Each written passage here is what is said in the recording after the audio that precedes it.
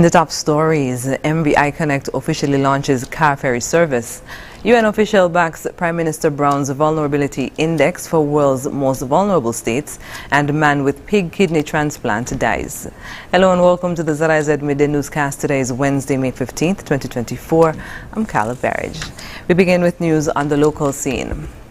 A new car ferry service is now officially sailing the waters between St. Kitts and Nevis following its launch on Tuesday, May 14th. The MVI Connect will be providing car ferry service to and from Majors Bay in St. Kitts and Long Point and Cades Bay in Nevis.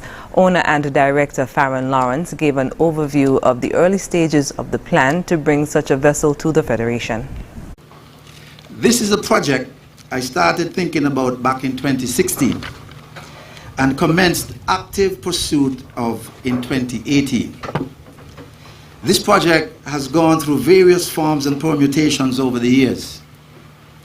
As a business person, I had a gut feeling that providing dependable and reliable roll-on, roll-off car ferry service between our islands can be tremendously impactful on our twin island state, and as such, I regarded it as necessary. I therefore started writing down ideas about what such a service ought to look like. The more I wrote down, the more excited I became. And eventually I got to the point where I decided to fully research, develop, and document the project. Lawrence used the opportunity to recognize co-director Raul Richards for his contribution to ensuring the launch of the vessel.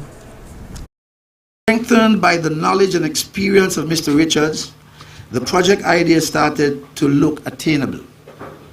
We set out on a journey to find a suitable vessel. Initially, we sought a used vessel for the obvious reason: lower capital outlay. After 2 unsuccessful trips to Greece and the trip to the Bahamas looking at potential used vessels, we decided to change our mindset and approach. We decided we ought to bring to St. Kitts and Nevis a vessel and car ferry service that don't just move us up the curve, but move the curve up. The quality of the vessel and the level of the service must be such that they add significant value to St. Kitts and Nevis as well as to St. Kitts and Nevis as a brand. It was in that vein that we took the hard and tough decision to purchase and put into service the brand new built-for-purpose vessel you see before you today, which was completed only in October 2023. MVI Connect carries 40 to 50 cars and has a passenger capacity of 250 with 6 to 8 crew members. The vessel has 2 generators and 3 engines and is 50 meters in length and 15 meters in width.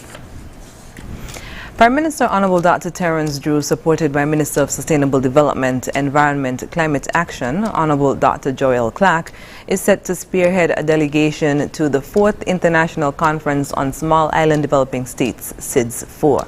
The conference will convene at the American University of Antigua in St. John's, Antigua and Barbuda from May 27th to 30th. The ZIZ conference takes place once every 10 years, with the previous ZIZ 3 being held in 2024 in Samoa. Under the theme Charting the Course Toward Resilient Prosperity, the ZIZ 4 conference aims to critically evaluate the capacity of small island developing states to attain sustainable development, with a specific focus on the 2030 agenda and its sustainable development goals. An integral outcome of the conference will be the formulation of an intergovernmental action-oriented political document geared towards fostering resilience and prosperity in ZIZ communities. Prime Minister Drew said, quote, "We anticipate that ZIZ 4 will allow for a necessary coming together of leaders and stakeholders to collaborate under the theme of charting a course toward resilient prosperity, and so the Federation is excited to host our national side event at the conference venue to discuss intersectionality of health, human capital, and the climate crisis. Importantly, the Federation is ready to join efforts to ensure the actualization of the ZIZ 4 outcome document that will serve as the comprehensive plan of action for the next decade. On Tuesday, May 10th, secondary schools across St. Kitts were presented with projectors from the Curriculum Development Unit, CDU. During the handing over of the projectors to principals, CDU Director Amanda Edmead said as the curriculum incorporates more aspects of technology, the equipment will greatly assist schools. The curriculum is riddled with resources that require the use of technology. We provided projectors to our primary schools, ranging from 1 to 3. This morning, we are here to provide projectors to our secondary schools, ranging from 3, depending on the size of the school, to 10 for some schools. So I am very pleased